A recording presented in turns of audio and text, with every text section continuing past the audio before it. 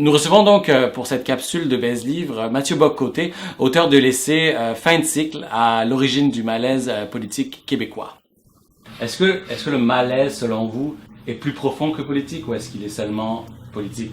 Y a-t-il un malaise qui est plus général? Ouais, mais ça dépend de ce qu'on entend par politique. C'est-à-dire, par politique, je n'entends pas politicien.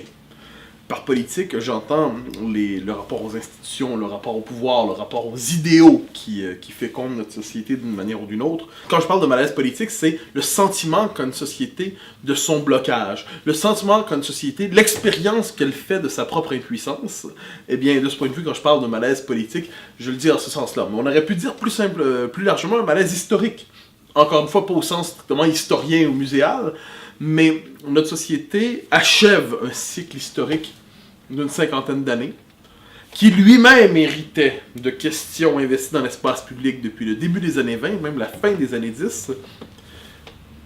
Une société qui a fait l'expérience de ses idéaux, une société qui a fait l'expérience, qui a poursuivi de grands idéaux, et qui constate un jour que ça ne fonctionne pas, que ça a échoué.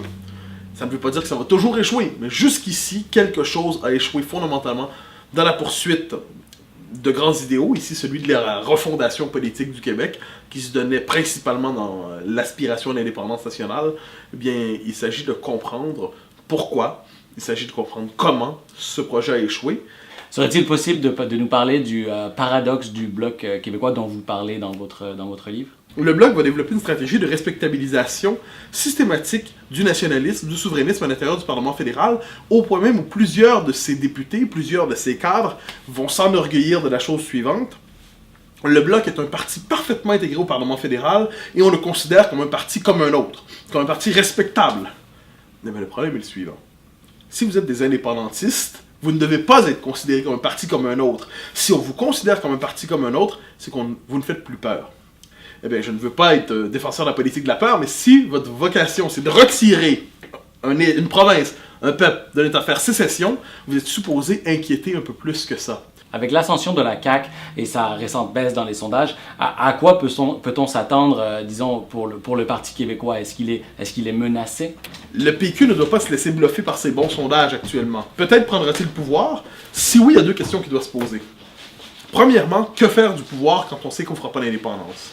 Parce que personne ne doit se faire d'illusions. Le PQ ne fera pas l'indépendance.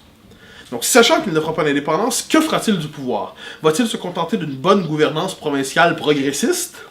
Ou va-t-il développer un programme de gouvernement, ce qu'on pourrait appeler un programme nationaliste minimal, qui consiste à dire, OK, on ne fait pas la souveraineté, mais on a 5-10 grandes réformes importantes pour assurer l'identité québécoise, pour assurer une forme de réparation nationale de la société québécoise. Donc, quel est le sens d'un mandat péquiste?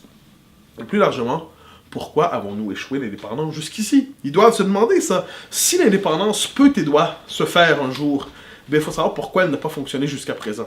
Dans le livre, vous dites qu'il y a une droite ou un conservatisme qui ne vous parle pas directement au Québec. Moi, je me demande quelle droite ou quel conservatisme vous parlerait plus directement. Je dis toujours, c'est une philosophie politique qui est fondée non pas sur la critique de la modernité, mais sur la critique de la démesure moderne, une critique de l'hypermodernité, une critique finalement des promesses exagérées de la modernité. L'individu n'est pas aliéné par la culture, par les institutions, par la tradition, par la politique. Il est civilisé par la culture, les institutions, la politique. Donc de ce point de vue, le premier objet du conservatisme tel que je l'entends, c'est la défense de la transmission culturelle. C'est la défense du principe d'institution. C'est le refus de réduire la politique à l'utopie. D'ailleurs, je définis dans le livre le conservatisme comme une disposition défavorable envers l'utopisme. Donc, l'utopisme, cette idée d'abolir l'histoire, d'abolir la culture et de livrer l'individu émancipé à lui-même sans aucune médiation. Sans la médiation de la culture, sans la médiation du politique, sans la médiation de la famille, sans la médiation de l'école, l'individu laissé à lui-même est l'individu vraiment libre. Moi, j'appelle ça l'homme nu. Merci beaucoup, Mathieu Bock-Côté.